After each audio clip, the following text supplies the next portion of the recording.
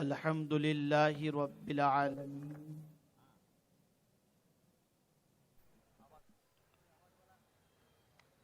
والعاقبۃ للمتقین والصلاة والسلام علی سید الانبیاء والمرسلین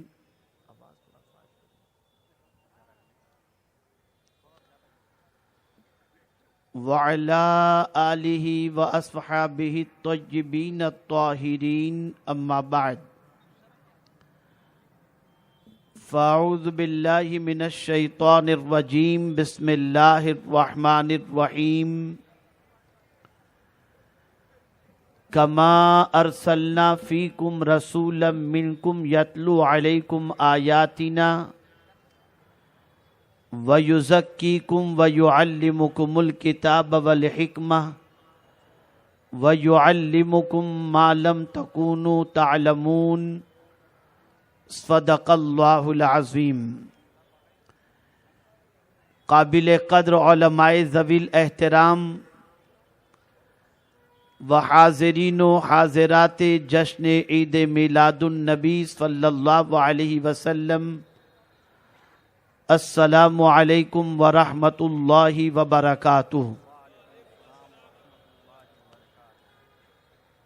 میرے پیارے آقا صلی اللہ تعالی علیہ وسلم کے پیارے دیوانوں اور خواتین اسلام، میں دل کی اتھاہ گہرائیوں سے آپ تمامی حضرات کو عید میلاد النبی صلی اللہ علیہ وسلم کی مبارکباد پیش کرتا ہوں۔ اللہ رب العزت جل جلالہ آقائے کریم رؤوف الرحیم علیہ التحیۃ والتسلیم کی میلاد پاک کا صدقہ پوری دنیا کے انسانوں کو عطا فرمائے اور بالخصوص غلامان رسول کو پروردگار جل جلالہ اس کی برکتوں سے مالا مال فرمائے۔ اس وقت پوری دنیا کے اندر جہاں جہاں بھی غلامان رسول موجود ہیں، آقائے کریم رؤوف الرحیم علیہ التحیۃ والتسلیم کی میلاد پاک کی خوشی مناتے ہوئے نظر آتے ہیں۔ ظاہر سی بات ہے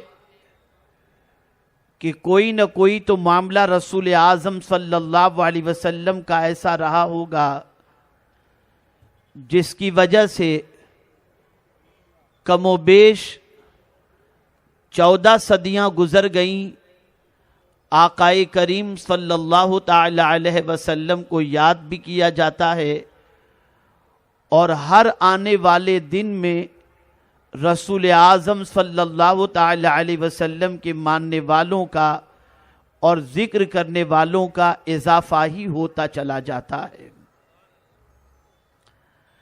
تاجدار کائنات صلی اللہ علیہ وسلم کیوں تشریف لائے اور رسول گرامی وقار صلی اللہ تعالی علیہ وسلم نے انسانوں کی وہ کون سی خدمت فرمائی جس کی وجہ سے صدیاں گزر جانے کے باوجود آج مصطفیٰ جان رحمت صلی اللہ تعالی علیہ وسلم کو خراج عقیدت بھی پیش کیا جاتا ہے، اور دنیا کا ہر انسان آقائے کریم صلی اللہ علیہ وسلم کی حیات طیبہ کا مطالعہ کرنے کے بعد یہ کہنے پر مجبور ہو جاتا ہے کہ مصطفیٰ جان رحمت صلی اللہ علیہ وسلم اگر تشریف نہ لاتے تو پتہ نہیں دنیا میں بسنے والے انسان کس پستی میں گرے ہوتے اور دنیا میں بسنے والے انسان ذلت و رسوائی کے کون سے غار کے اندر پڑے ہوتے۔ میرے پیارے آقا صلی اللہ تعالی علیہ وسلم کے پیارے دیوانوں، رسول گرامی وقار صلی اللہ تعالی علیہ وسلم کی آمد سے پہلے آپ دنیا کے حالات کا جائزہ لیں اور دنیا کے حالات کے حوالے سے غور کریں تو آپ کو پتہ چلے گا کہ مدینے کے تاجدار صلی اللہ تعالی علیہ وسلم کی آمد سے پہلے جہاں میں اندھیرا تھا، انسان انسانیت کے سبق کو بھول چکا تھا، انسان وحشی بن چکا تھا، इंसान दरिंदा बन चुका था, इंसान बदकिरदारी में डूब चुका था, इंसान परवरदिगार से रिश्ता तोड़ चुका था। उसे यही नहीं मालूम था कि जिंदगी गुजारी जाए तो कैसे गुजारी जाए, जिंदगी कैसे उठना चाहिए और कैसे जिंदगी के अंदर जिंदगी के लम्हात गुजारना चाहिए। उसे अपनी जिंदगी के हवाले से कोई वाकिफियत ही नहीं थी। लाकानूनियत का दौर दौरा था, इंसान तबीयत का गुलाम बन चुका था, इंसान नफ्स के सामने सरेंडर हो चुका था, इंसान अपनी ख्वाहिश के आगे झुक चुका था। जो नफ्स कहता वही इंसान करता। सिचुएशन ये थी, खानदान खानदान में झगड़े नजर आते थे, कबीले कबीले में झगड़े नजर आते थे, जहालत की वादियों में इंसान भटकता चला जाता। हद तो ये थी कि अल-अयाज़ु बिल्लाह, इंसान अपने बाप के मरने के बाद अपनी माँ से शादी करता नजर आता, बच्चियों को जिंदा जमीन में दफन करते हुए नजर आते, शराब पानी की तरफ पी जाने लगी थी, इंसानियत से सख्ती नजर आ रही थी। रसूल आजम सल्लल्लाहु ताला अलैहि वसल्लम की आमद से पेशतर एक अजीब सिचुएशन में दुनिया थी। आप आकाए करीम सल्लल्लाहु ताला अलैहि वसल्लम की आमद से 500 साल पहले का अगर जायजा लें तो उसे डार्क पीरियड के नाम से याद किया जाता है। हजरत ईसा रूहुल्लाह अलैहिस्सलातु वस्सलाम के आसमान पर उठाए जाने के बाद से लेकर मेरे आका सल्लल्लाहु अलैहि वसल्लम की बासत मुबारका तक का अगर जायजा लिया जाए तो आपको हैरत होगी। वो कत्लो गारतगरी का दौर था, वो खूनरेजी का दौर था, वो बच्चियों को जिंदा जमीन में दफन करने का दौर था, वो इंसानों को इंसानियत के सबक से नाशनाई का दौर था। बल्कि सिचुएशन ऐसी थी कि अल-इयाज़ु बिल्लाह, बेगुनाह बच्चियों को जिंदा जमीन में दफन कर दिया जाता, जुए के अंदर अपनी बीवियों को हारा जाता। एक अजीब कश्मकश की पोजीशन थी। हर इंसान ये महसूस करता था कि जिंदगी गुजारी जाए तो कैसे गुजारी जाए, उठा जाए तो कैसे उठा जाए, चला जाए तो कैसे चला जाए, सोसाइटी में रहा जाए तो कैसे रहा जाए। लेकिन उनके पास कोई दस्तूर नहीं था, कोई कानून नहीं था। मेरे प्यारे आका सल्लल्लाहु ताला अलैहि वसल्लम के प्यारे दीवानों, रब्बे कदीर जल्ल जलालहू ने सिसकती हुई इंसानियत पर करम की नजर फरमाई और इंसानों को इंसानियत का सबक सिखाने के लिए एक ऐसी जात को इस फर्शे गीती पर भेजा जो जात किसी एक कबीले के लिए नहीं आई, जो जात किसी एक इलाके के लिए नहीं आई, जो जात किसी एक मोहल्ले के लिए नहीं आई, जो जात किसी एक शहर के लिए नहीं आई, जो जात किसी एक मुल्क के लिए नहीं आई, बल्कि आखिरी नबी बनाकर जब अपने महबूब को इस दुनिया में भेजा तो उसे इलाके का नहीं बल्कि सारी कायनात का रसूल बना करके भेजा। और इस शान से भेजा कि अब ये रसूल किसी एक गोशे को अपने नूर से मुनव्वर नहीं करेगा, बल्कि ऐसी जगह भेजो जिस जगह पर पहुंचने के बाद और विलादत के बाद उसके नूर से सारी कायनात में अंधेरा चट जाए। जमीन के सेंटर पर हुजूर को भेजा गया। जमीन का दरमियानी हिस्सा मक्का मुकर्रमा है। सेंटर ऑफ अर्थ अगर देखा जाए तो मक्का मुकर्रमा है। मेरे परवरदिगार जल्ल जलालहू ने कायनात के अंधेरे को मिटाने के लिए आकाए करीम सल्लल्लाहु अलैहि वसल्लम को जमीन के सेंटर में भेजा, मक्का मुकर्रमा में भेजा। और अब आप देखें मेरे प्यारे आका सल्लल्लाहु अलैहि वसल्लम के प्यारे दीवानों, आज की सोसाइटी का अगर जायजा लिया जाए तो एक बिगड़े हुए को सुधारना कितना डिफिकल्ट है। ऐसा कभी आपने महसूस भी किया होगा कि मोहल्ले में एक बिगड़ा हुआ हो तो उसको सुधारने के लिए उसके माँ बाप कोशिश करते हैं, रिश्तेदार कोशिश करते हैं, आइज़ा अकरबा कोशिश करते हैं, उलमा कोशिश करते हैं, मशाइख कोशिश करते हैं, मोहल्ले वाले कोशिश करते हैं, जमात के सरबराह अफराद कोशिश करते हैं। लेकिन एक बिगड़ा हुआ शख्स 1000 लोगों की मेहनतों के बावजूद संवरता नजर नहीं आता। लेकिन एक रसूल ने सारी कायनात की तकदीर को संवार दिया और इंसानों को जीने का सलीका मुस्तफा ने सिखा दिया।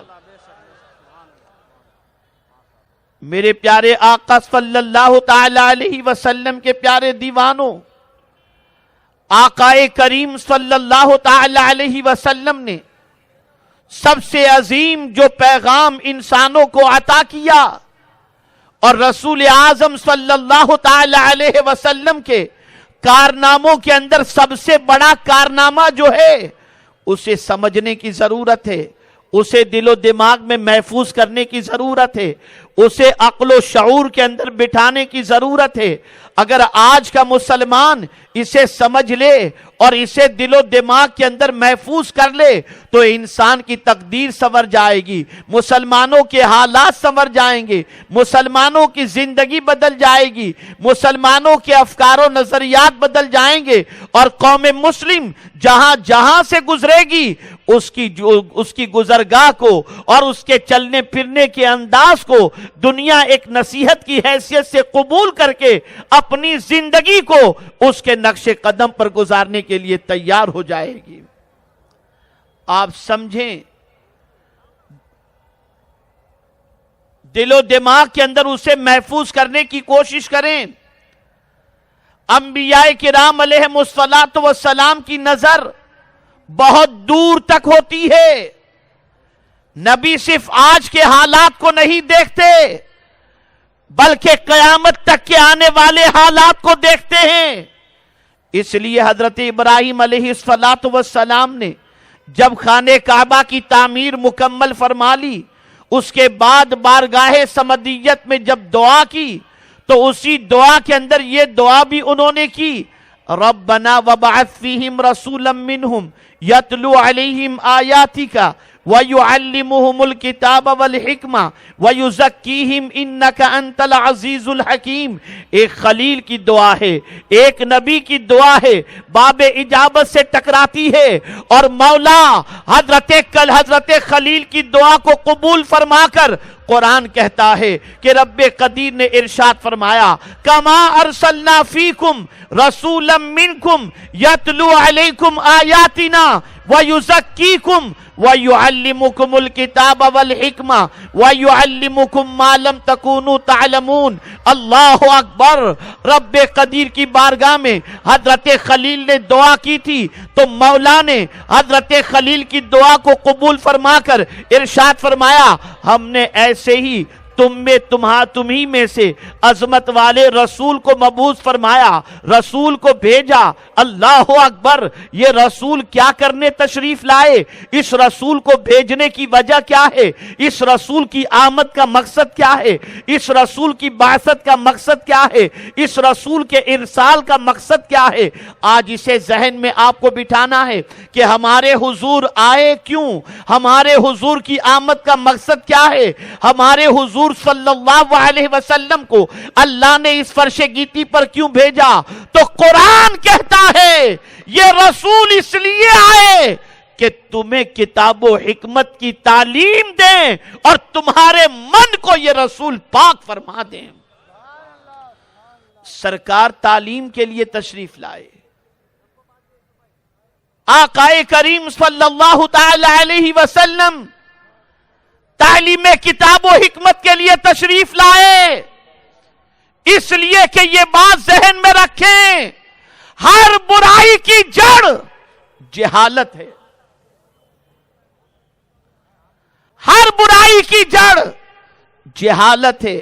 انسان جاہل ہوگا تو اس کا لیونگ سٹینڈرڈ، اس کا وے آف ٹاکنگ، اس کی لائف سٹائل، یہ ساری چیزوں کو آپ دیکھیں۔ اور اسی کے ساتھ ساتھ ایک انسان اگر جاہل ہوگا تو سوسائٹی پر بوجھ بھی ہوگا، ایک انسان جاہل ہوگا تو وہ کرپٹ بھی ہو سکتا ہے، ایک انسان اگر جاہل ہوگا معاشرے کے لیے بوجھ بھی ہو سکتا ہے، ایک انسان جاہل ہوگا تو ماں باپ کے رائٹس بھی نہیں سمجھے گا، ایک انسان جاہل ہوگا پڑوسی کے حق کو نہیں سمجھے گا، ایک انسان جاہل ہوگا ملک کے حق کو نہیں سمجھے گا، ایک انسان جاہل ہوگا اس کی معاشرے میں کوئی عزت نہیں ہوگی۔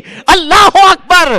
میرے آقا صلی اللہ تعالی علیہ وسلم علم کے زیور سے آراستہ کر کر کے انسان کو انسانیت کا مقام بتانا چاہتے تھے. وہ انسان جو زمانے میں ذلیل ہو رہا تھا، وہ انسان جو زمانے میں رسوا ہو رہا تھا، وہ انسان جس کی قیمت زمانے میں کچھ بھی نہ تھی، میرے آقا نے چاہا میں انہیں کتاب کے علم سے آراستہ کر دوں، انہیں علم کے زیور سے آراستہ کر دوں. جب علم اس کے پاس آ جائے گا تو معاشرے کے اندر دبلا کچلا نہیں رہے گا، معاشرے کے اندر بے عزت نہیں رہے گا، معاشرے کے اندر بے وقار نہیں رہے گا، بلکہ باوقار زندگی گزارے گا. اللہ اکبر. رسول اعظم صلی اللہ علیہ وسلم نے علم کی پیاس صحابہ میں پیدا فرمائی، اپنے ماننے والوں میں پیدا فرمائی، قلم کا کام شروع کیا، فروغ علم پر جد و جہد آقائے کریم نے شروع فرمائی. اللہ اکبر.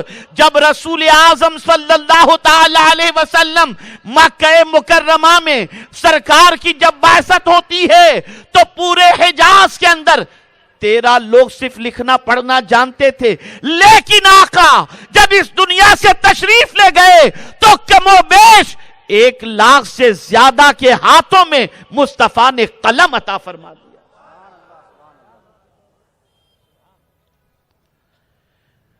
ایجوکیشنل انقلاب،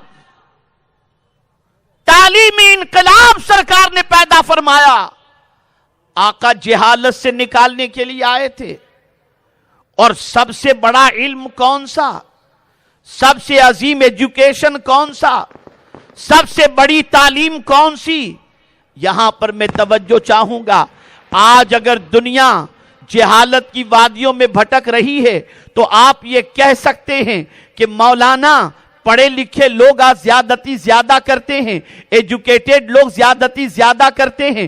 آپ مجھے بتائیے، ہیروشیما اور ناگاساکی پر بم برسانے والے ان پڑھ تو نہیں تھے؟ آج ایٹمی توانائیوں کے ساتھ جو زمین کے اوپر بالادستی کے لیے جنگ کر رہے ہیں، یہ ان پڑھ تو نہیں ہیں؟ خلاؤں میں پرواز کرنے والے یہ ان پڑھ تو نہیں ہیں؟ نئی نئی ٹیکنالوجی ایجاد کرنے والے یہ ان پڑھ تو نہیں ہیں؟ سائنس کے اندر تحقیق کرنے والے یہ ان پڑھ تو نہیں ہیں؟ مولانا آپ کہتے ہیں ایجوکیشن انسان کو انسان بناتا ہے، لیکن یہاں ایجوکیٹڈ آج بارود کی ڈھیر پر پوری دنیا کو لا کر کھڑا کر چکا ہے. تو مولانا یہ بتائیے کہ یہ ایجوکیٹڈ لوگ ہی تو ہیں جو ایٹم بم بناتے ہیں، یہ ایجوکیٹڈ لوگ ہی تو ہیں جو بم برساتے ہیں، یہ ایجوکیٹڈ لوگ ہی تو ہیں جو سیریا کو تباہ کر رہے ہیں، یہ ایجوکیٹڈ لوگ ہی تو ہیں جو فلسطین کو آنکھیں دکھا رہے ہیں، یہ ایجوکیٹڈ لوگ ہی تو ہیں جو زمانے میں غریبوں کو کچل رہے ہیں. میں آپ سے کہوں گا، آپ اگر انہیں ایجوکیٹڈ سمجھتے ہیں تو میں قرآن و حدیث کی روشنی میں سمجھا دوں، ایجوکیشن صرف اس کا نام نہیں ہے کہ آپ سائنس میں تحقیق کر کے آگے بڑھ جائیں، آپ ریسرچ اسکالر بن جائیں، آپ میڈیکل کی فیلڈ میں آگے بڑھ جائیں. اس لیے کہ سنو، سارا ایجوکیشن اگر آپ کے پاس ہے لیکن ایک علم اگر آپ کے پاس نہیں تو آپ جاہل ہوں گے.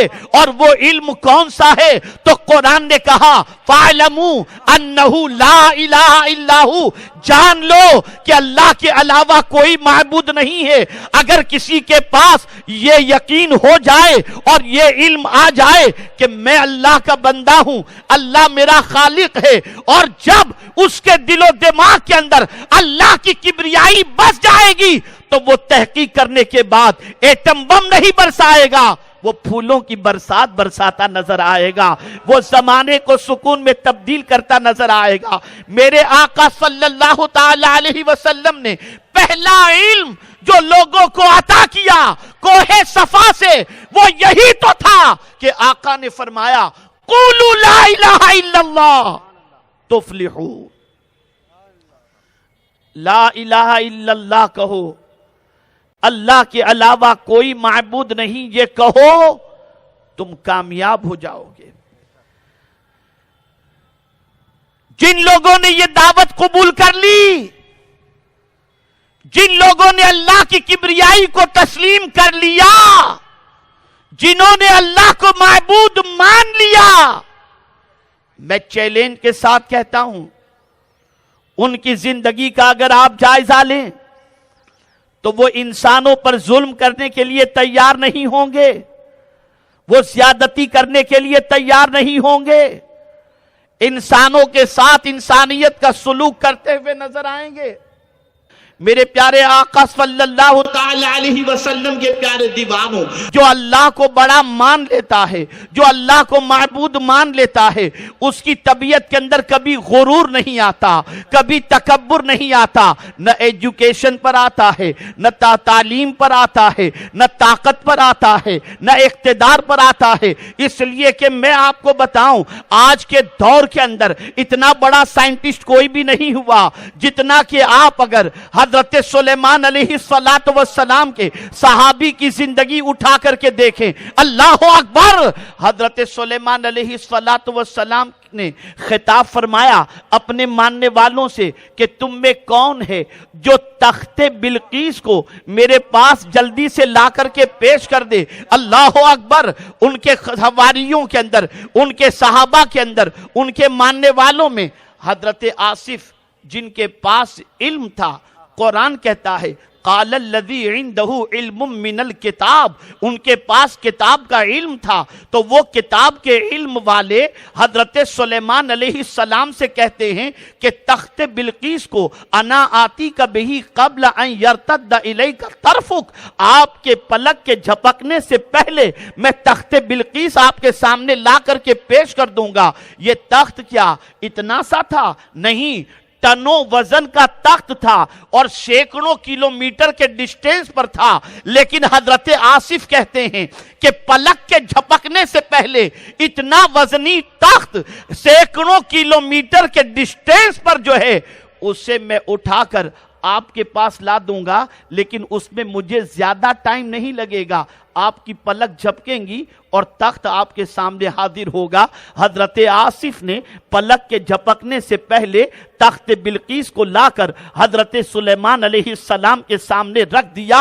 अब मैं आपसे पूछना चाहता हूं, आज का अगर कोई साइंटिस्ट ये कारनामा अंजाम देता, आज का अगर कोई स्टूडेंट ये कारनामा अंजाम देता, तो प्रोफेसर की पोजीशन ये होती, ये मेरा स्टूडेंट है, ये मेरा शागिर्द है, मैंने इसे पढ़ाया है, ये मेरी ताकत का करिश्मा है, ये मेरे पढ़ाने का करिश्मा है। और शागिर्द भी कहता, आज के दौर के अंदर मेरा हम पल्ला कोई साइंटिस्ट नहीं है, लेकिन जिसके पास अल्लाह की माबूदियत के हवाले से यकीन हो और वो ये इल्म रखता हो, वो कभी अपनी बड़ाई नहीं करता। जैसे ही हजरत आसिफ तख्त बिल्कीस ला करके पेश करते हैं तो हजरत सुलेमान पुकार उठते हैं, हादा मिन फضل रब्बी, ये मेरे रब का फजल है।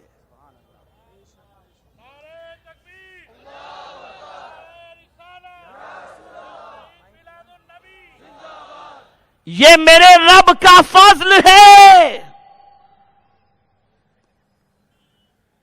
आज जितनी भी ज्यादतियां पूरी दुनिया के अंदर हो रही हैं, उसकी सबसे बड़ी वजह यह है कि मोहताज इंसान खुद को ताकतवर समझता है।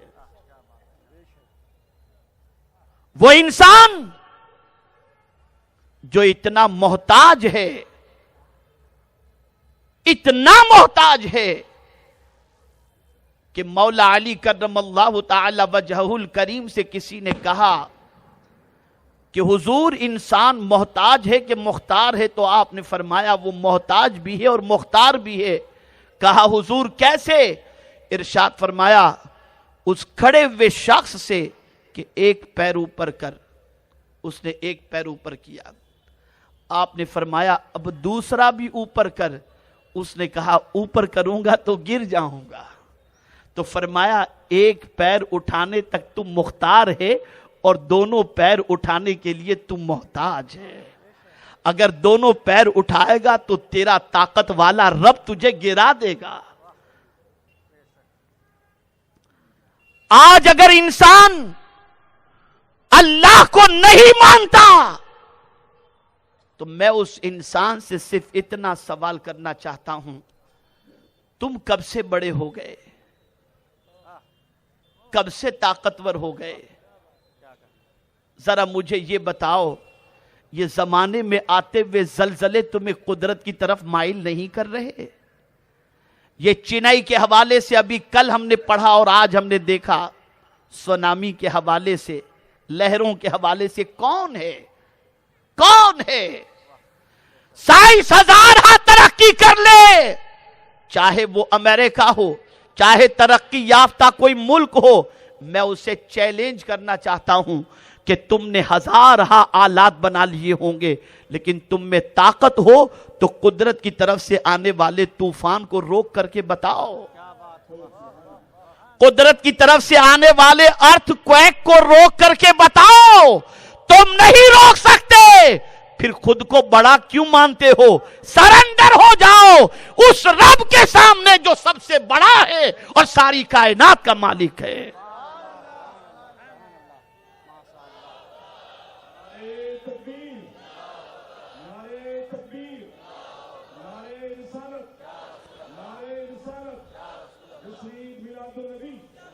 حضور صلی اللہ تعالی علیہ وسلم نے قدرت کا پتہ بتایا، وہ رب سے ملانے کے لیے آئے، رب کی محبت کا جام پلانے کے لیے آئے، رب سے تعلق کو استوار کرنے کے لیے آئے، اور یہی وجہ ہے جن کو جام محبت الہی میرے حضور نے پلا دیا اور جنہوں نے جام محبت الہی پی لیا، خدا کی قسم میں چیلنج کے ساتھ کہتا ہوں ان کی زندگی میں ان کی طرف سے کسی پر ظلم تم ثابت نہیں کر سکتے،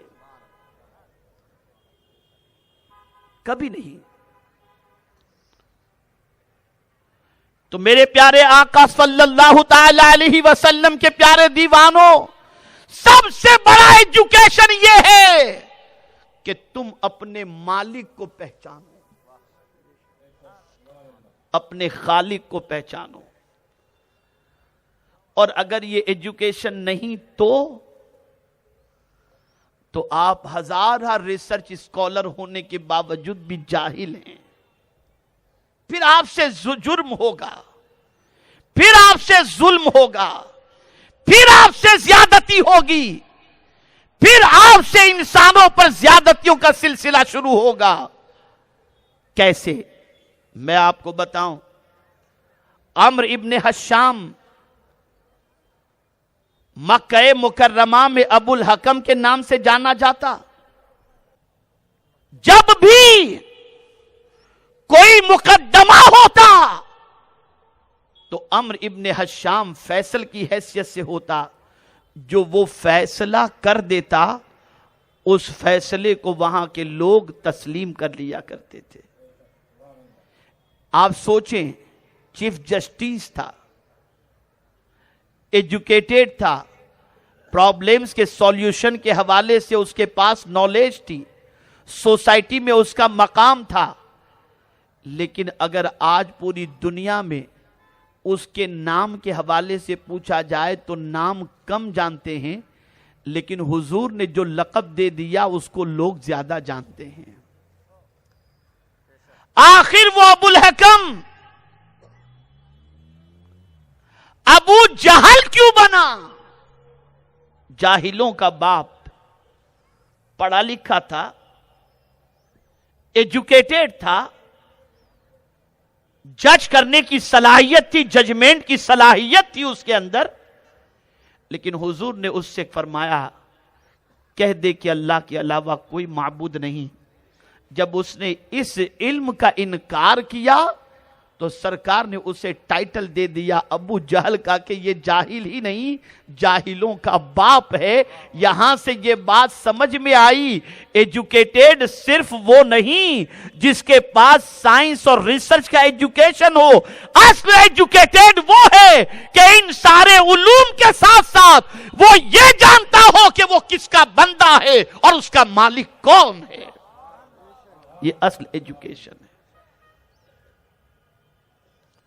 تو حضور صلی اللہ تعالی علیہ وسلم یہ علم دینے کے لیے آئے، اور صرف اسی پر حضور نے اکتفا نہیں کیا۔ آقا کریم صلی اللہ تعالی علیہ وسلم نے کتاب کا علم دیا، اور کتاب کون سی کتاب؟ جس کی شان قرآن نے خود بیان کی، تبیانا لکل شیء، ہر چیز کا بیان جس کے اندر موجود ہے۔ اس کتاب کو حضور نے پڑھایا۔ بہت غور سے سنیں گے تو سمجھ میں بات بھی آئے گی اور آقا کی محبت آپ کے دل میں پیدا ہوگی اور عظمت پیدا ہوگی۔ مجھے بتائیے، آج یہ پونا شہر ایجوکیشن کا ہب سمجھا جاتا ہے۔ میرے بیٹے نے بھی یہی تعلیم حاصل کی، یہیں سے اس نے ڈینٹسٹری کیا اور آج وہ امریکہ میں ہے۔ اور بھی بہت سارے بچے ملک کے، بیرون ملک کے اس شہر کے اندر آتے ہیں اور اپنی علمی پیاس کو بجھاتے ہیں۔ لیکن اب آپ دیکھیں، جسے لاء کرنا ہے اس کے لیے لاء کی کالج الگ، وہاں کا سیلیبس الگ، جسے میڈیکل کی فیلڈ میں جانا ہے، MBBS کرنا ہے تو اس کے لیے وہاں کی کتابیں الگ، وہاں کے کالج الگ، پروفیسرز الگ، انوائرمنٹ الگ۔ ڈینٹسٹری کرنا ہے تو کالج الگ، سیلیبس الگ، ٹیچر الگ، پروفیسر الگ، لیکچرر الگ۔ آپ دیکھیں MBA کرنا ہے اس کے لیے پروفیسرز الگ، لیکچرر الگ، سب کچھ الگ۔ یہ آج کے دور کی ضرورت ہے، اور ایسا علم، اس طریقے سے علم حاصل کرنے میں اور اسپیشلائزیشن کرنے کے اندر کوئی مذائقے کی بات نہیں۔ آپ کر سکتے ہیں، پڑھ سکتے ہیں اور اس میں آگے نکلنا چاہیے۔ میں اس کی فیور میں ہوں، ان فیور میں نہیں ہوں۔ آج کے کالجز دیکھیں، لیٹسٹ ایمینٹیز کے ساتھ کالجز ہوتے ہیں، جدید سہولیات وہاں پر ہوتی ہیں، بہت اچھے انتظامات ہوتے ہیں، بہت اچھے پروفیسرز ہوتے ہیں۔ لیکن میں یہاں پر حیران ہوں، یا اللہ، ہر سبجیکٹ کے لیے، ہر فیلڈ کے لیے separate college, separate professors, special professors, اور اسی کے ساتھ جو ہے سیپریٹ کالجز وغیرہ، یہ ساری چیزیں ہیں۔ لیکن میرے مولا، تیرے محبوب جو معلم کتاب و حکمت بن کر کے آئے، تو کوئی اچھی کالج بھی نہیں، بظاہر کوئی اچھی یونیورسٹی بھی نہیں، لائبریری بھی نہیں، اور بہت اچھی عمارت بھی نہیں، صفہ کا چبوترا، ایک کتاب اور ایک پڑھانے والا، ایک کتاب جو قرآن کی شکل میں ہے، اور پڑھانے والی ذات بھی ایک، محمد عربی صلی اللہ علیہ وسلم کی، اور چبوترے پر پڑھایا جا رہا ہے۔ لیکن خدا کی قسم، 1400 سال پہلے حضور نے جیسے اسٹوڈنٹ تیار کیے، صدیق اکبر کی شکل میں، فاروق اعظم کی شکل میں، عثمان غنی کی شکل میں، مولا علی کی شکل میں، آج نہیں قیامت تک کوئی یونیورسٹی ایسے افراد تیار نہیں کر سکتی۔ آپ ذرا سوچو، گویا حضور نے بتا دیا، دو چیزوں سے رشتہ مضبوط کر لو، زمانے کا قلم تمہارے ہاتھ میں ہوگا، اور وہ دو چیزیں کون سی ہیں؟ قرآن سے رشتہ مضبوط کر لو اور محمد عربی سے رشتہ مضبوط کر لو۔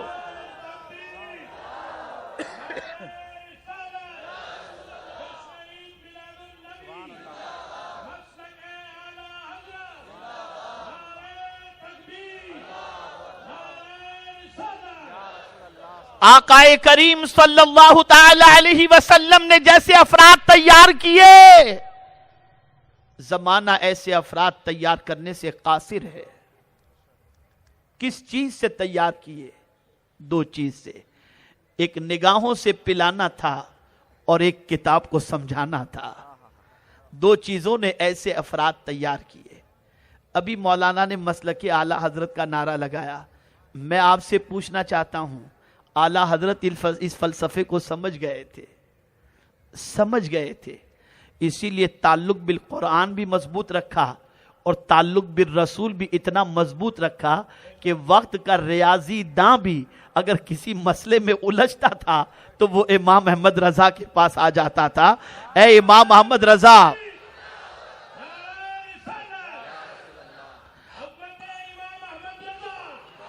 اے امام احمد رضا، آپ تو کسی الجبرا کے ماہر کے پاس جا کر میتھمیٹکس آپ نے نہیں سیکھا تھا، پھر یہ صلاحیت کہاں سے آئی؟ تو جواب ملے گا، میں نے مصطفیٰ سے تعلق مضبوط کر لیا، قرآن سے تعلق مضبوط کر لیا، یہ اسی کا صدقہ ہے کہ اللہ نے مجھے یہ علم عطا فرمایا ہے۔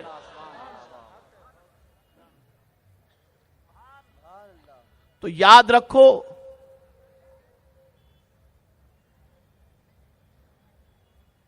میرے پیارے آقا صلی اللہ تعالی علیہ وسلم کے پیارے دیوانوں، ایجوکیشنل انقلاب آج اگر مسلمان زمانے کی ٹھوکروں میں آ رہا ہے، پریشانیوں کے بادل اس کے سر پر منڈلا رہے ہیں، تو اس کی ایک ہی وجہ ہے، کہیں لکھ سکتے ہو تو میرا یہ جملہ لکھ کر محفوظ کر لو، اگر لکھ سکتے ہو تو میرا یہ جملہ لکھ کر کے محفوظ کر لو، زمین پر تم کسی کے لیے بوجھ مت بنو، زمین والوں کے لیے تم ضرورت بنو، دنیا تمہیں سلام کرے۔ ضرورت بنو زمانے کی، اور تم ضرورت اس وقت بنو گے جب تمہارے پاس علم ہوگا، ہنر ہوگا، تب تم زمانے کی ضرورت بنو گے۔ آج اگر زمانہ تمہیں اپنی ٹھوکروں میں لا رہا ہے، وجہ سب سے بڑی یہ ہے کہ بوجھ بن گئے ہو۔ اس اعتبار سے کہ آج ہماری قوم کے بچے جہالت کی وادیوں میں بھٹک رہے ہیں، آج ہمارا ایجوکیشنل اکنامیکل اگر اسٹینڈرڈ دیکھا جائے تو جس رسول کا ہم میلاد مناتے ہیں، اس رسول صلی اللہ علیہ وسلم کے آمد کے مقصد کو ہم نے پس پشت ڈال دیا اور فراموش کر دیا۔ رسول اعظم نے صحابہ کے دل میں ایجوکیشن کی پیاس کتنی پیدا کر دی تھی، تابعین کے دل میں ایجوکیشن کی پیاس کتنی پیدا کر دی تھی۔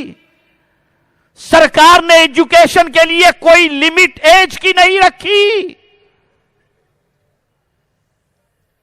نماز کے لیے عمر کی قید ہے، عاقل ہونا، بالغ ہونا یہ قید ہے، مسلمان ہونا قید ہے، لیکن جب ایجوکیشن کی باری آتی ہے تو میرے مصطفیٰ بالغ کی قید نہیں لگاتے، فرماتے ہیں ماں کی گود سے لے کر قبر کی گود تک علم حاصل کرو۔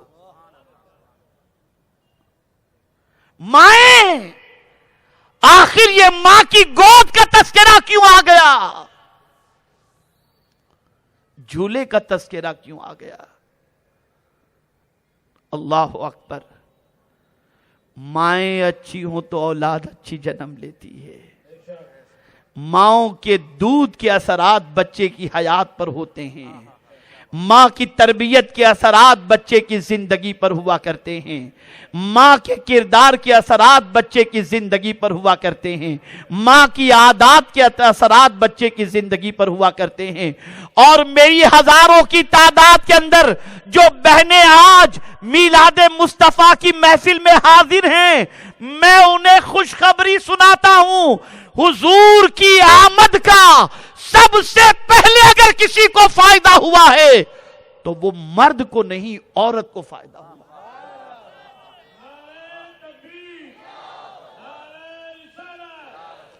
مجھے بتاؤ، آقا صلی اللہ علیہ وسلم کی ولادت ہوتی ہے اور حضرت سویبہ ابو لہب کو جا کر کے کہتی ہیں تمہارے بھائی عبداللہ کے گھر بیٹے کی ولادت ہوئی ہے۔ ادھر ولادت ہوئی، ادھر سویبہ نے جا کر کے ابو لہب کو خبر دی، ابو لہب نے اپنی انگلی کے اشارے سے سویبہ کو آزاد کر دیا، گویا حضور سویبہ کو یہ پیغام دے رہے ہیں، اے سویبہ جب تک کہ میں نہ آیا تھا تو ابو لہب کی لونڈی تھی، اب محمد آ چکا ہے تو کسی کی لونڈی نہیں رہ سکتی۔ آنے کا حضور کا سب سے بڑا فائدہ، سب سے پہلا فائدہ اگر ملا ہے تو خاتون کو ملا، عورت کو ملا۔ अगर इसी टॉपिक पर मैं गुफ्तगू करूं तो मैं ये समझता हूं हुजूर सल्लल्लाहु अलैहि वसल्लम ने बच्चियों का, औरत का, खवातीन का जितना हक दिया है और जितने राइट्स दिए हैं और उसके हवाले से अपने सहाबा को जितना उभारा है, मैं समझता हूं उतना मर्दों के हवाले से नहीं मिलेगा।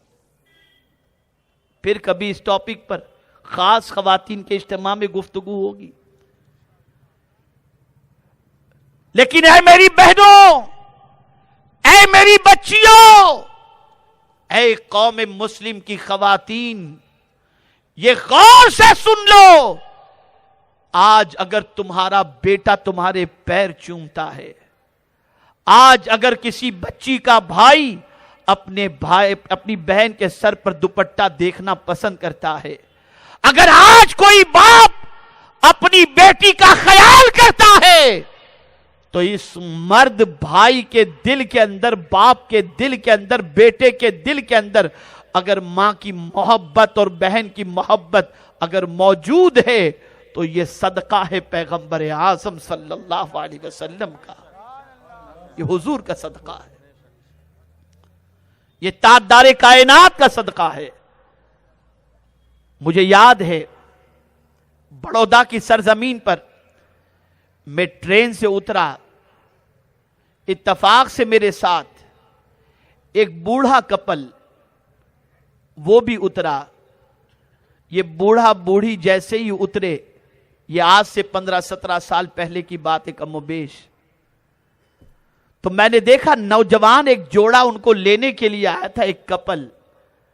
तो लड़की ने फौरन, वो उस बूढ़ी, अब उसकी मां होगी या सास या जो भी हो, उसने उसके पैर छुए और इसी तरीके से बूढ़े जो थे उनके भी पैर छुए। चारों नॉन मुस्लिम थे। मैंने देखा, मुझे अच्छा लगा, मुझे खुशी हुई। उस वक्त आप 17 साल पहले एक नारा चल रहा था, स्वदेशी माल विदेशी माल का बाइकाट, ये नारा चल रहा था और रात को मेरी तकरीर थी। तो मैंने उस वक्त यही कहा था, गौर से सुनिएगा, ये पैगाम तमाम मज़ाहिब के इंसानों के लिए है। मैंने उस वक्त कहा था कि स्वदेशी माल की बात करना अपनी जगह सही है, विदेशी माल का इस्तेमाल करोगे तो उससे क्या तुम्हारा नुकसान होगा? माल का नुकसान होगा, इकोनॉमी का नुकसान होगा, यही होगा। यह भी अच्छी चीज नहीं है, हम नहीं कहते कि आप विदेशी इस्तेमाल करें, स्वदेशी इस्तेमाल न करें, लेकिन सुन लो, मैंने आज अपने माथे की आंखों से एक बच्ची को, एक बूढ़ी औरत का और बूढ़े मर्द का इस्तकबाल करते देखा है, पैर छूकर। अगर तुम किसी चीज का बाइकाट करना चाहते हो तो विदेशी माल का करो या न करो, ये तुम्हारा लुकआउट है, लेकिन विदेशी संस्कार का बाइकाट जरूर करो। इसलिए कि अगर वेस्टर्न कल्चर आ गया तो वो पैर नहीं छुएगी, वो जींस टी शर्ट पहन करके आकर के हक करेगी, गले लगेगी। आज अगर हम देखें तो हमारे मुल्क में अब वो संस्कार खत्म होते जा रहे हैं और वो सारे वेस्टर्न कल्चर हमारी सोसाइटी में आ रहे हैं, जिस कल्चर की बुनियाद पर मर्यादा खत्म हो रही है, मानवता खत्म हो रही है, और इसी के साथ साथ जो सिंसियरिटी और रिस्पेक्ट होना चाहिए वो भी खत्म हो रहा है। मां बैठ करके गंदी पिक्चर देख रही है, गंदे सीरियल देख रही है, बेटा भी बैठा है, बेटी भी बैठी है, और उसके बाद हम कहते हैं मुआशरे में बुराइयां बढ़ रही हैं। अगर आप कुछ करना चाहते हैं तो विदेशी संस्कार का बाइकाट कीजिए और उससे परहेज कीजिए। उसकी वजह से आपकी जिंदगी के अंदर आपका बेटा, आपकी बेटी आपका रिस्पेक्ट करते हुए नजर आएंगे। तो मां की गोद की बात चल रही थी। मां की गोद से लेकर कब्र की गोद तक इल्म हासिल करो। वो माएं थी جو رات کو سونے سے پہلے اپنے بچوں کو اچھے واقعات سناتی تھی، ان کے ذہن سازی کرتی تھی، انہیں اچھے برے کی تمیز بتاتی تھی، سچ اور جھوٹ کے حوالے سے تمیز سکھاتی تھی۔ اسی لیے میرے آقا نے فرمایا ماں باپ کی طرف سے اولاد کے لیے اگر سب سے بڑا گفٹ کچھ ہے تو اچھے سنسکار ہیں، کیریکٹر ہے، اچھے اخلاق۔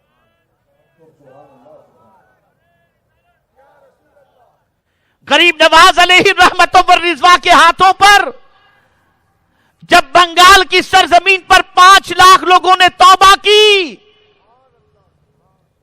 تو ماں کو انہوں نے اطلاع بھجوائی، میری ماں اللہ کے فضل اور تیری دعا سے 5 لاکھ لوگوں کو توبہ کی توفیق نصیب ہوئی۔ ماں نے جواب میں لکھا بیٹا یہ تیرا کمال نہیں ہے۔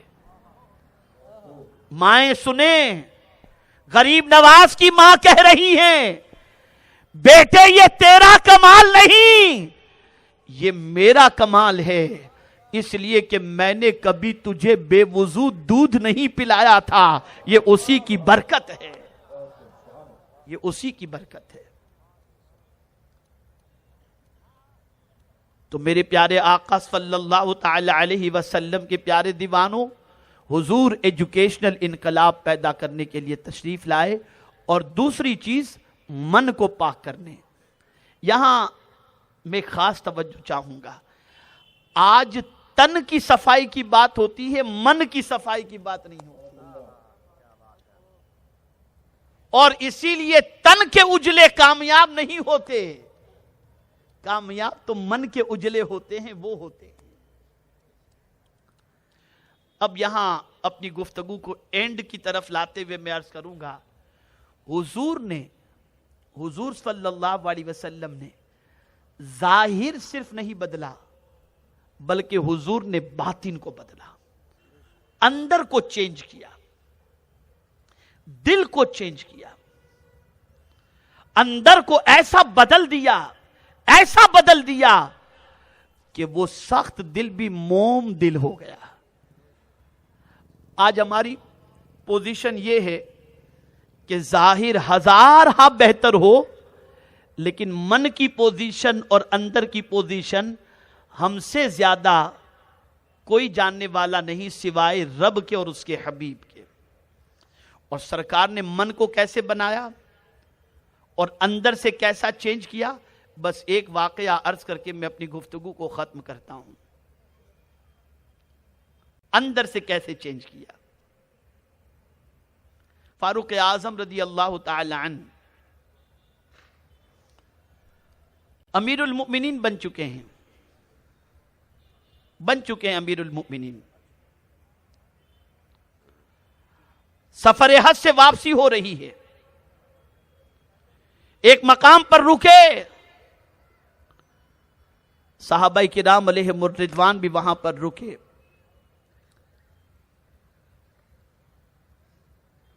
فاروق اعظم رضی اللہ تعالیٰ عنہ نے فرمایا جانتے ہو یہ جگہ کون سی ہے؟ کہا نہیں۔ کہا سنو،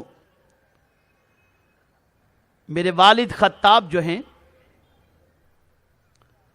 ان کی پوزیشن یہ تھی کہ مجھے اونٹ دے کر کے یہاں پر بھیجا تھا انہوں نے تاکہ میں اونٹ چراؤں۔ 5 اونٹ مجھے دیے گئے تھے چرانے کے لیے، تو فرماتے ہیں کہ میں 5 اونٹ کو لائن میں کھڑا نہیں رکھ پاتا تھا، کوئی ادھر ہو جاتا، کوئی ادھر ہو جاتا، کوئی ادھر ہو جاتا، کوئی ادھر ہو جاتا۔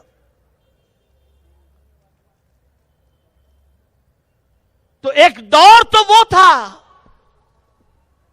کہ میں 5 اونٹوں کو صحیح طور پر کنٹرول نہیں کر سکتا تھا، جس کی وجہ سے میرے والد مجھ سے ناراض ہو جاتے۔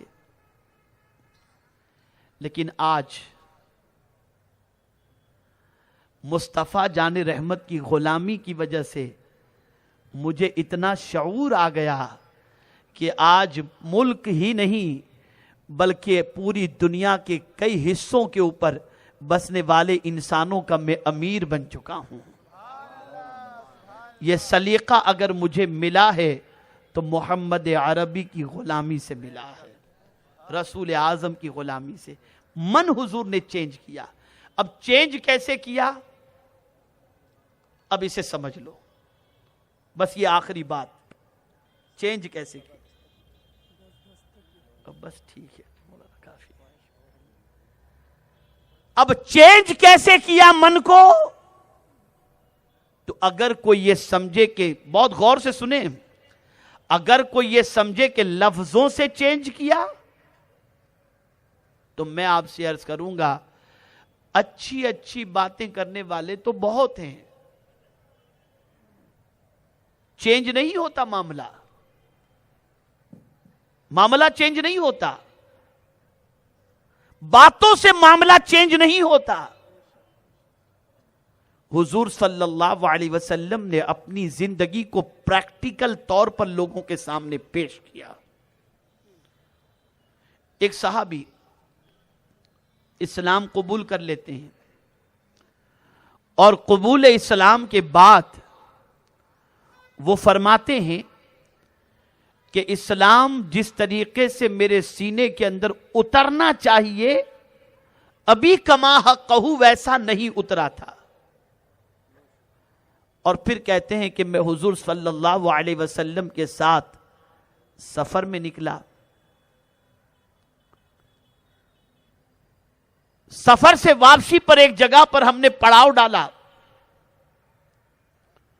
और पड़ाव डालने के बाद अल्लाहु अकबर, वो साहबी कहते हैं कि सब खाने पीने की तैयारियों के अंदर मसरूफ हो गए।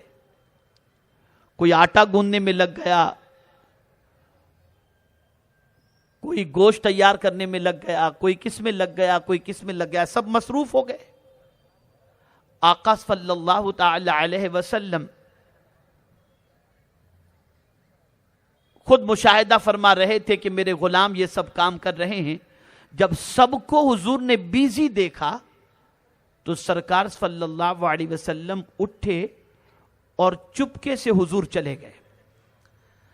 वो साहबी कहते काफी देर गुजर गई, हुजूर सल्लल्लाहु अलैहि वसल्लम हमें नजर ना आए, तो हमने सोचा कि आका कहां चले गए। तो वो साहबी कहते हैं कि हम हुजूर की तलाश में निकले।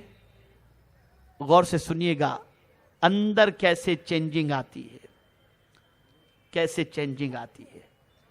अब वो साहबी कहते हैं कि जब सरकार नजर ना आए हम तलाश के लिए निकले, अचानक क्या देखते हैं कि दूर से कांधे पर लकड़ी की गठड़ी रखे हुए हुजूर तशरीफ ला रहे हैं।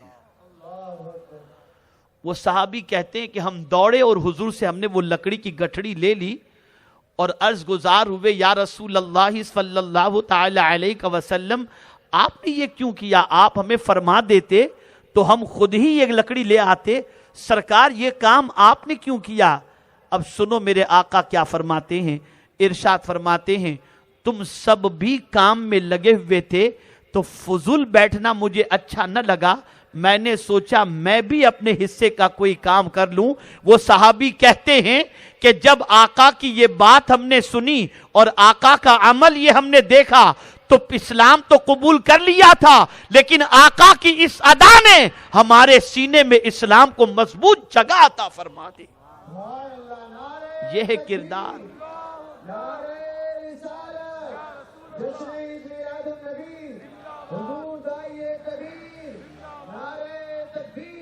मैं आपको बतौर एग्जाम्पल दूं, बहुत गौर से सुनिएगा, ये आपकी साइकोलॉजिकल करेक्शन में आपका कर रहा हूं। हमारे उलमा भी तशरीफ फरमाए, यहां बहुत जिम्मेदारान भी मौजूद हैं। अगर कोई बड़ा है, और मेरे आका सल्लल्लाहु अलैहि वसल्लम इंसानों में सबसे बड़े, गौर कीजिएगा, मैं एक साइकोलॉजिकल करेक्शन, आप बड़े हैं, आपने अगर किसी छोटे से कहा बेटा जरा पानी पिलाओ, हो सकता है वो इंसल्ट फील करे, हो सकता है वो इंसल्ट फील करे, लेकिन आपको अगर प्यास लगी, आप सोफे पर बैठे हो मटका दूर मौजूद है, आप खुद अगर पानी पीने के लिए जैसे ही उठोगे तो वो बच्चा ही आपसे कहां जा रहे हैं, बेटा मैं अरे अपने आप बैठे मिला के देता हूं। फर्क पड़ा? आप अगर कहते पानी पिलाओ, इंसल्ट फील करता, लेकिन आप खुद जब प्रैक्टिकल तौर पर पानी लेने के लिए उठे तो अब वो बच्चा पानी पिलाना अपनी सआदत समझता है। ये है अंदर का चेंज, ये है अंदर का चेंज। इसीलिए उम्मुल मुमिनीन हजरत आयशा सिद्दीका रदी अल्लाह ताला अन्हा से सहाबाए किराम अलैहिमुर रिदवान ने पूछा कि आकाए करीम सल्लल्लाहु ताला अलैहि वसल्लम जब घर में तशरीफ लाते थे तो सरकार का घर में रहने का अंदाज और लाइफ स्टाइल क्या थी? तो उम्मुल मुमिनीन फरमाती हैं, मेरे आका घर में जब आते तो तहक्कुमाना लबो लहजा न होता, बल्कि हुजूर अपना काम अपने हाथों से अंजाम दिया करते थे। ये अंदर का चेंज है, ये अंदर का चेंज है। ये चेंज जबान से नहीं होगा, ये कैरेक्टर से होगा। ये जबान से तब्दीली नहीं आएगी, ये किरदार से तब्दीली आएगी, ये अखलाक से तब्दीली आएगी।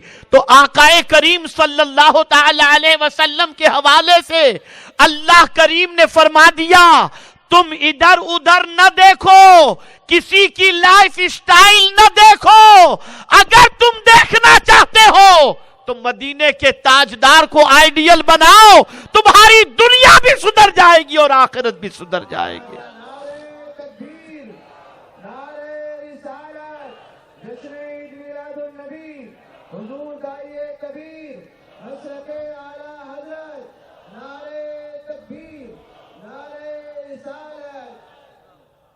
कैरेक्टर देखें आप। मदीने मुनव्वरा में मेरे आका सल्लल्लाहु ताला अलैहि वसल्लम सहाबा के साथ बैठे थे।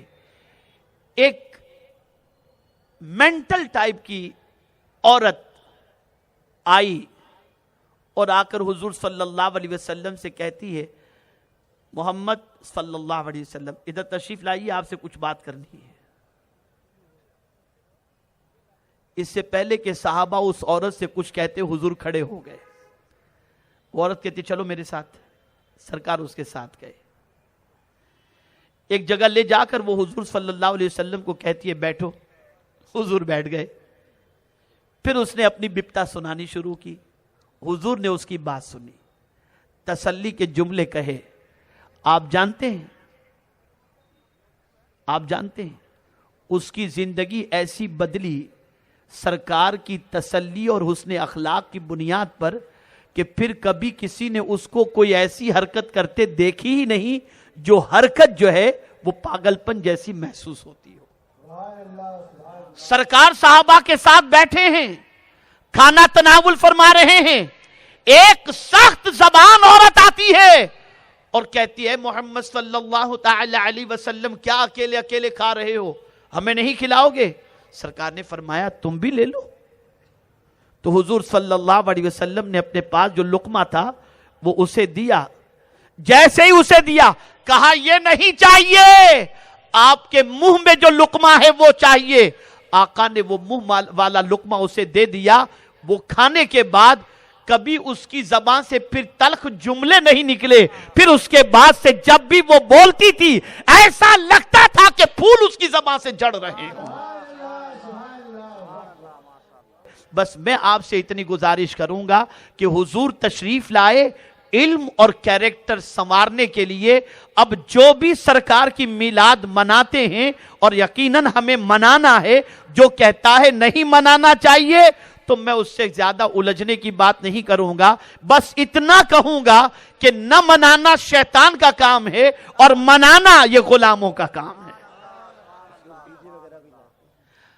और इसी के साथ साथ ये भी हमें जहन में रखना चाहिए कि हुजूर क्यों तशरीफ लाए। तालीम किताब व हिकमत के साथ सरकार सल्लल्लाहु अलैहि वसल्लम फरमाते हैं, मैं म्यूजिक को मिटाने के लिए आया हूं। مزامیر کو مٹانے کے لیے آیا ہوں. سرکار فرماتے ہیں کہ رب کو دو آوازیں ناپسند ہیں. ایک نوحے کی آواز اور دوسری میوزک کی آواز. مجھے حیرت ہوتی ہے کہ جلوس عید میلاد النبی صلی اللہ علیہ وسلم میں شریک ہونے والے ڈی جے وغیرہ لے کر کے نکلتے ہیں اور اس کی آواز سے دل دماغ دونوں کو تکلیف پہنچتی ہے. خدارا اگر حضور کی میلاد بنا رہے ہو تو ان سارے خرافات سے بچ کر حضور کی بارگاہ میں اس طرح سے خراج عقیدت پیش کرو کہ آقا راضی ہو جائیں اور رب قدیر جل جلالہ بھی راضی ہو جائے. اللہ تعالی آقا کریم صلی اللہ تعالی علیہ وسلم کی تعلیمات پر ہم سب کو عمل کی توفیق عطا فرمائے اور علم اور اخلاق کے زیور سے ہمیں آراستہ ہونے کی توفیق نصیب فرمائے. بس میرا یہ جملہ کہیں لکھ کر رکھ سکتے ہو تو رکھ لینا. زمین پر بوجھ مت بنو، زمین کی ضرورت بنو. آپ اگر ضرورت بنیں گے تو دنیا آپ کو سلام کرے گی، اور جب بوجھ بن جائیں گے تو زمین بھی بوجھ اٹھانے کے لیے تیار نہ ہوگی. اللہ مجھے آپ کو سب کو قانون الہی اور قانون رسول کی پاسداری کی توفیق نصیب فرمائے. میں دل کی عطا گہرائیوں سے آپ سب کو سرکار کی میلاد پاک کی مبارکباد پیش کرتا ہوں. اللہ عز و جل آقا کی میلاد کا صدقہ عطا فرمائے. وما علینا الا البلاغ المبین. رسالت کے پروانوں ہر سنیچر کو بعد نماز عشاء سنی دعوت اسلامی کے عالمی مرکز اسماعیل حبیب مسجد میں سنی اجتماع ہوتا ہے. آپ حضرات پابندی کے ساتھ اس میں شرکت فرمائیں. سنی دعوت اسلامی کی ویب سائٹ sunnidawatisllami.net پر وزٹ کریں اور بہت ساری دینی معلومات حاصل کریں.